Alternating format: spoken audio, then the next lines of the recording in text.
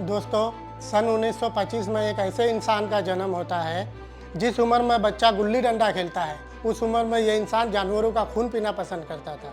जिस फ्रीज में सब्जी फ्रूट्स वगैरह रखा जाता है, उस फ्रीज में यह इंसान इंसानों का सर रखता था।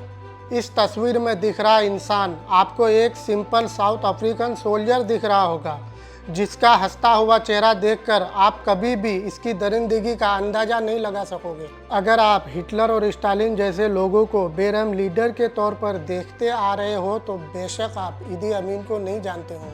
इसके क्रूर कामों का लिस्ट बहुत लंबी है, लेकिन इसके सबसे बड़ा घिनौना काम था इंसानों का मीट खाना। जी हाँ, ये जिन लोगों को मारता था उन लोगों के कभी कभी ये कच्चे मीट को खा जाता था और घंटों घंटा लाशों के साथ बात करते करते वो सो जाता था। 70s के टाइम में युगांडा में मौत का दूसरा नाम था इदी अमीन।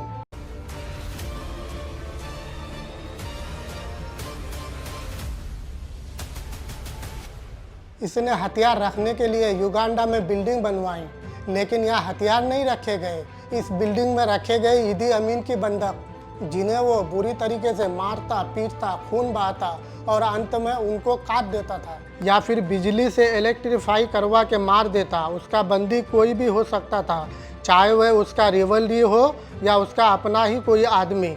इसके पागलपन का अंदाजा आप इसी बात पर लगा सकते हैं कि वो अपनी चौथी पत्नी को डिवोर्स देने के 1 साल बाद प्रेगनेंसी के हालत में अपने कारागार में बुलाते हैं और बुला करके उसको काट कर मार डालता है। अपने डिक्टेटरशिप में लगभग वो 5 लाख से ज़्यादा लोगों को बेरहमी से मार डाला। इदी अमीन का जन्म सन 1925 में कोबोको नाम के एक जगह में हुआ था और इदी अमीन की माँ अपने हस्बैंड से डिवोर्स लेने के बाद बैम्बो सिटी में आ जाती है। शहर में गुजारा करना इतना आसान नहीं था, ऊपर से भयानक गरीबी थी, तो अब खाने को पैसे पूरे नहीं हो रहे थे, तो इदी अमीन की माँ इदी अमीन को कैसे पढ़ाता लिखाता।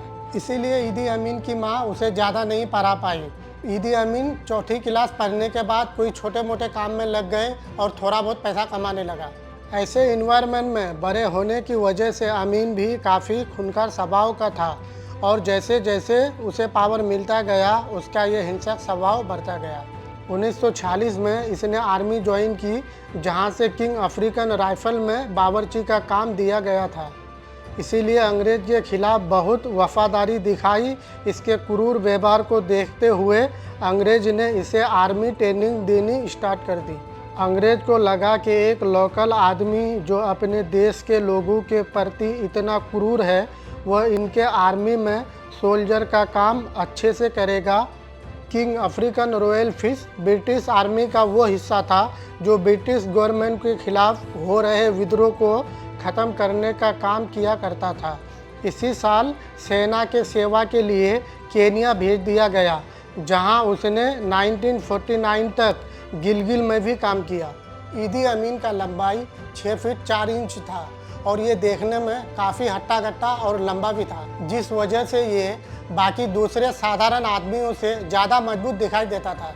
इदी अमीन को लगातार ब्रिटिश गवर्नमेंट की ओर वफादार देखकर 1959 में उसे 2nd क्लास रैंक का वारंट ऑफिसर बना दिया गया, जो उस वक्त ब्लैक अफ्रीकन के लिए हाईएस्ट आर्मी पोस्ट मानी जाती थी।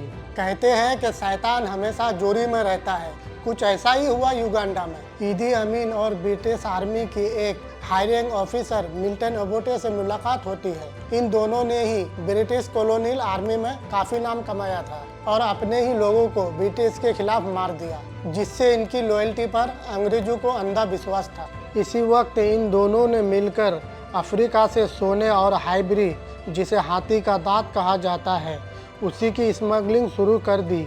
क्योंकि दोनों ही हाई रैंक ऑफिसर थे, तो उन्होंने इसका फ़ायदा उठाते हुए अंग्रेजी कारतूस से बुलेट्स और गन्स की भी स्मगलिंग शुरू कर दी, जिससे कि ये बहुत पैसा कमाने लगे। 1960 ख़त्म होने तक ब्रिटिश ऑफिशियल को इसके कारनामों पर शक हो गया था, तो उन्होंने ब्रिटिश पार्लियामेंट से इन दोनों की जांच की मांग की थी, लेकिन तब तक बहुत देर हो चुकी थी। पूरा युगांडा फ्रीडम को लेकर के सड़कों पर उतर आया था और इसी बात का फ़ायदा उठाते हुए मिल्टन ओबोटे ने अपने आप को एग्जीक्यूटिव प्रेसिडेंट अनाउंस कर दिया और लोगों में फ्रीडम का खौफ जगाने लगा। वही इदी अमीन इस दौरान युगांडा छोड़कर यूके भाग निकला।